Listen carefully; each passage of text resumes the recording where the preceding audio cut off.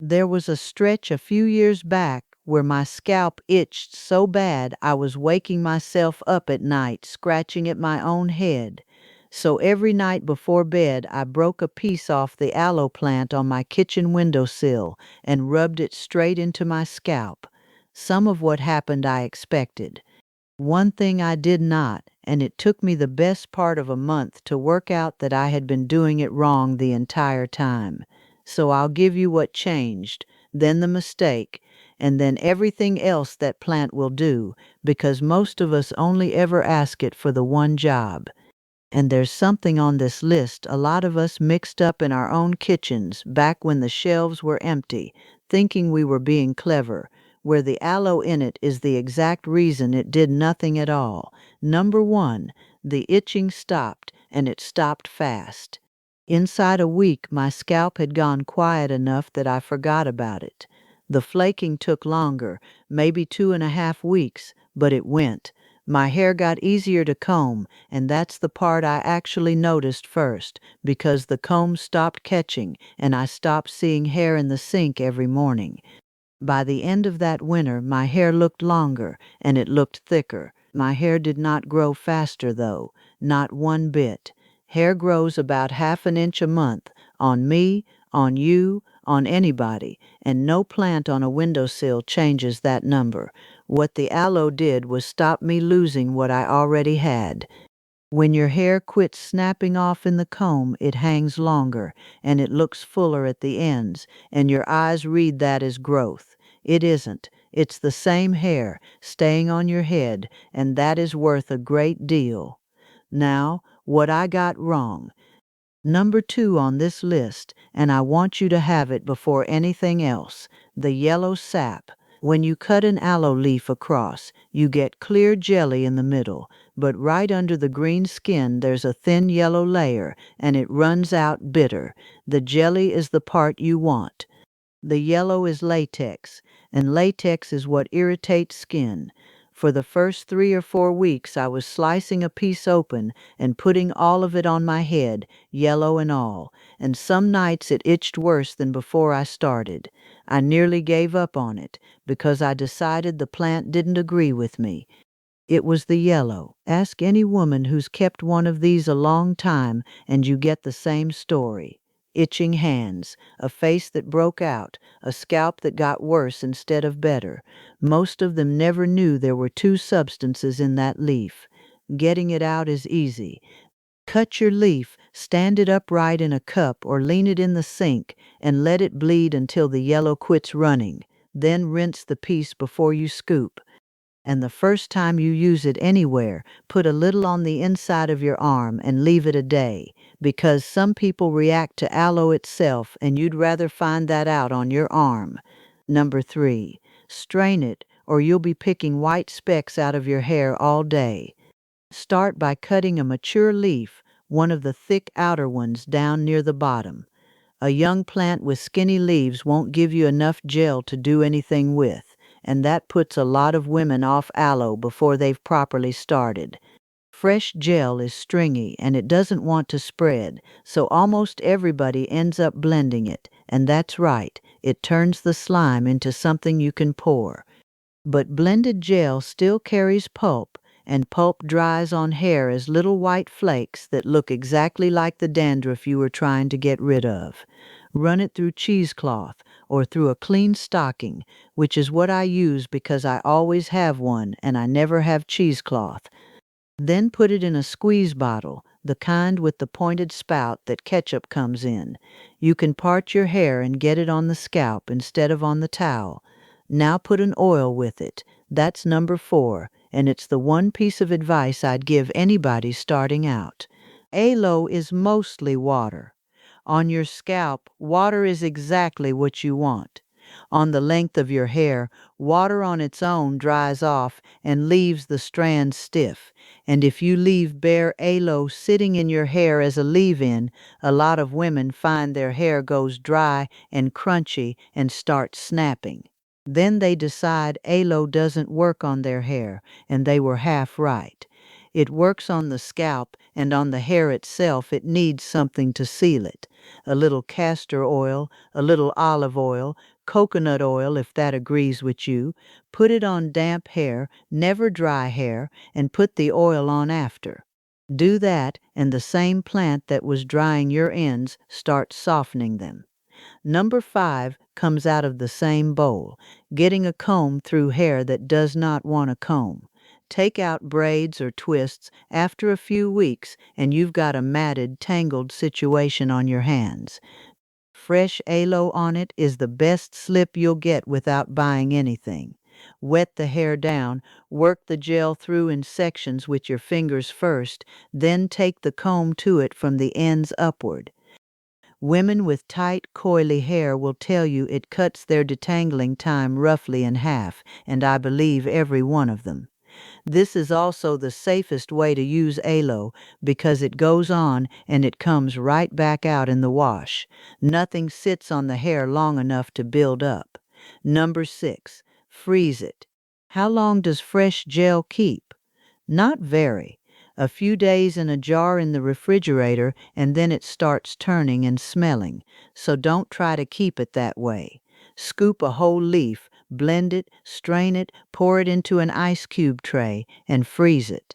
Now it holds for months, and you pop out 1 cube the night you need it instead of butchering a leaf every time. And a frozen aloe cube rubbed on a sunburn beats anything in a bottle because it's cold and it's soothing at the same time.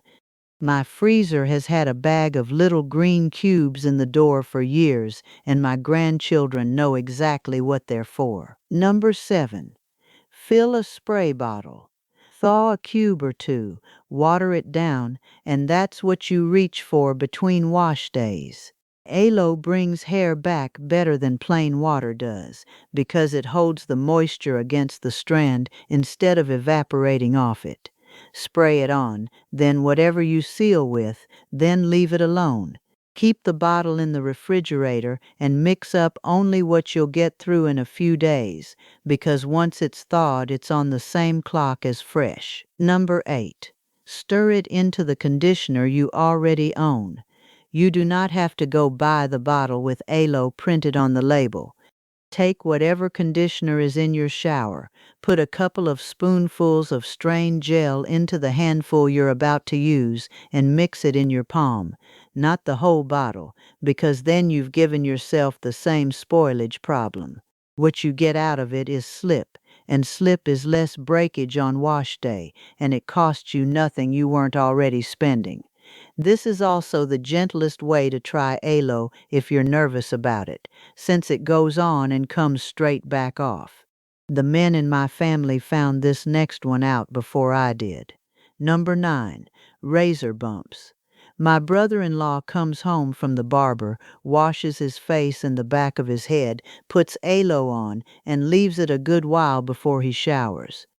He swears it's the only thing that keeps the bumps down on the back of his neck. Works on legs and underarms too, for the same reason. You've just dragged a blade across your skin and opened up hundreds of tiny nicks, and aloe cools that down and lays a film over it while it settles.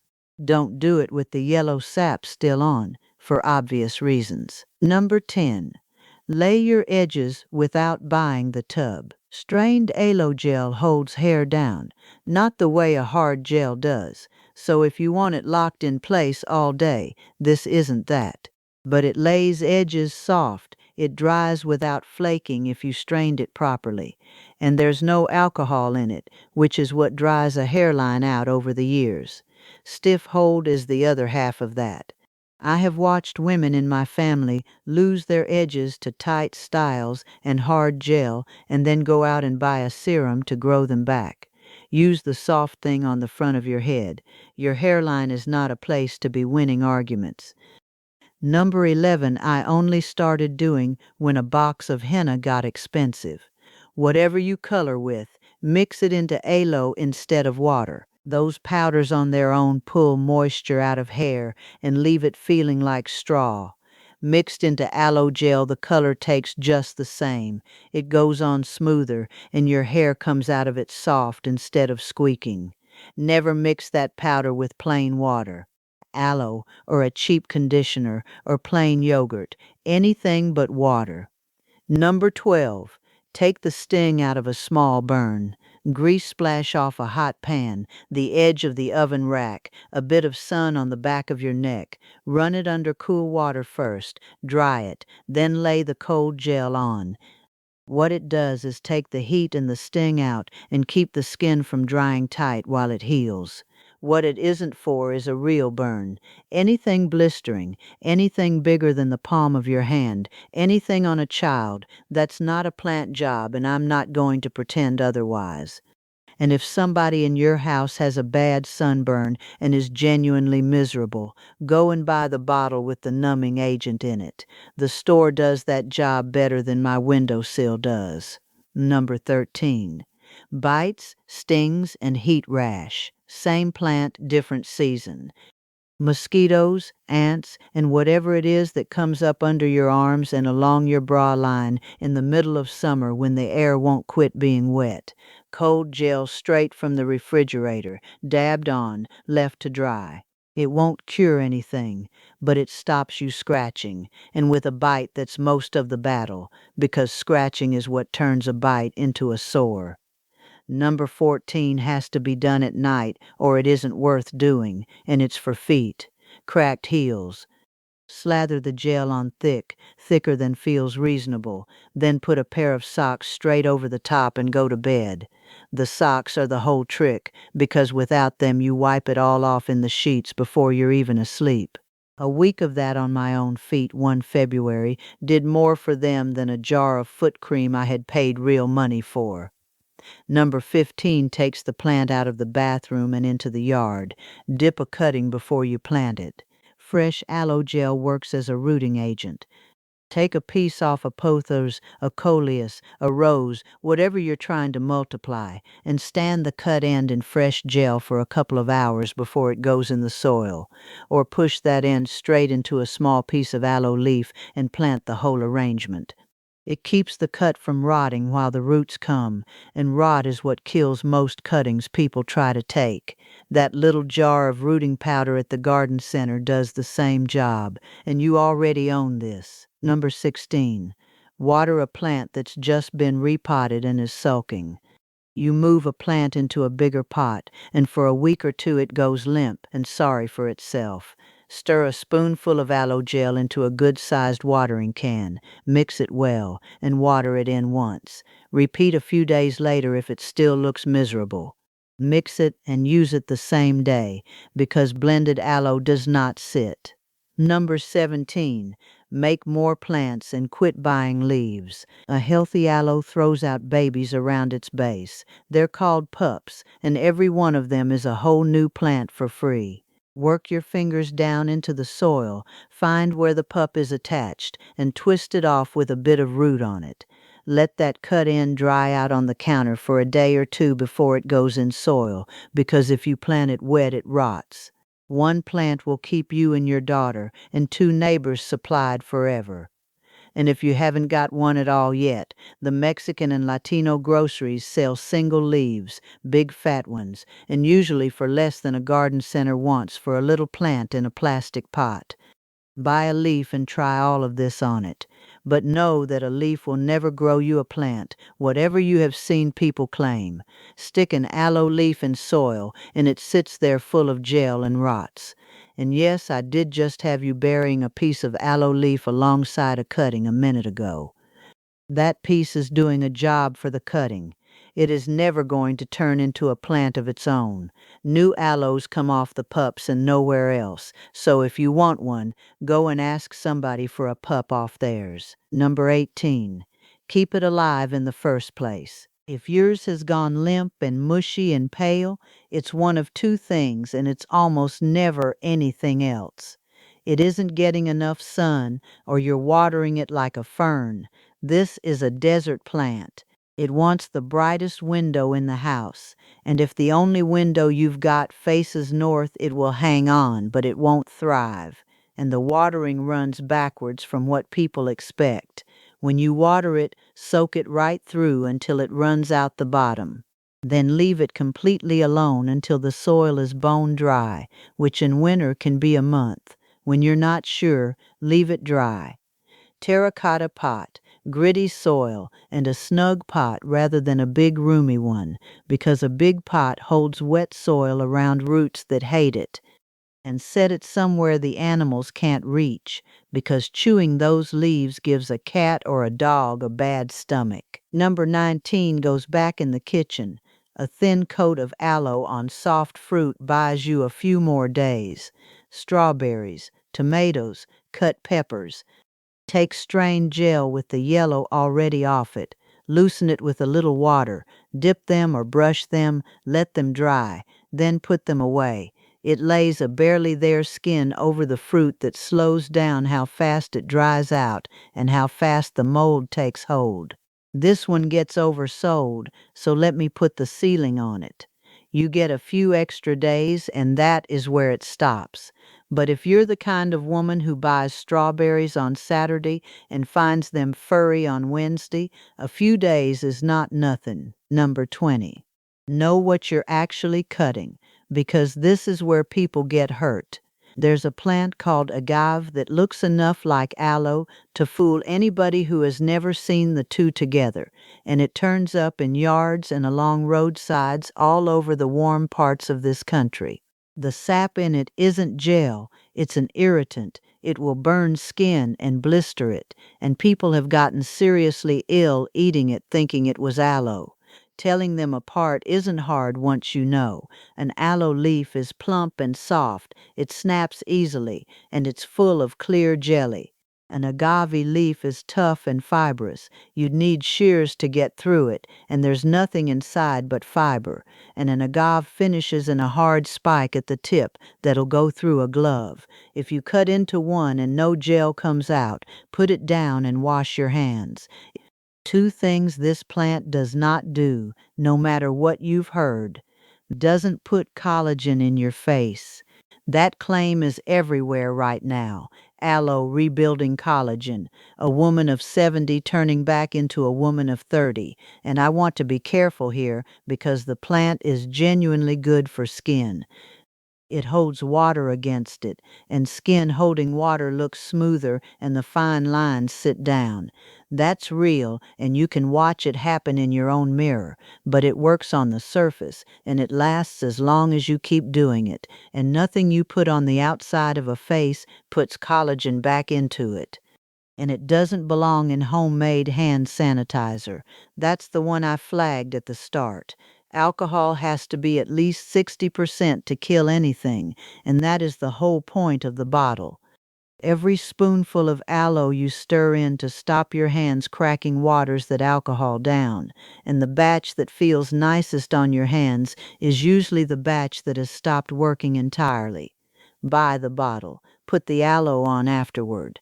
And I want you to have number 22 all the way through, because there is a part of this plant nobody should be swallowing. That yellow latex we drained out at the beginning is a harsh laxative, and it is not a gentle one. Aloe used to be sold in laxatives you could buy right off the shelf, and the Food and Drug Administration took it out of them back in 2002 because nobody could show the stuff was safe enough to keep selling. So when somebody hands you a jug of aloe juice for a cleanse, understand that the plant on your windowsill and a processed bottle off a shelf are two different articles, and the one on your windowsill is not something I would drink. The clear inner gel is what people eat, in small amounts, well rinsed. Anything past that, leave it alone. That plant was always going to do all of this. What changed is that I quit putting the wrong half of the leaf on my head, and I quit asking a whole plant for one favor. If there's one of these sitting in your window right now, tell me in the comments how long you've had it and whether you have ever done a single thing with it besides sunburn. I've got a feeling about what most of those answers are going to say.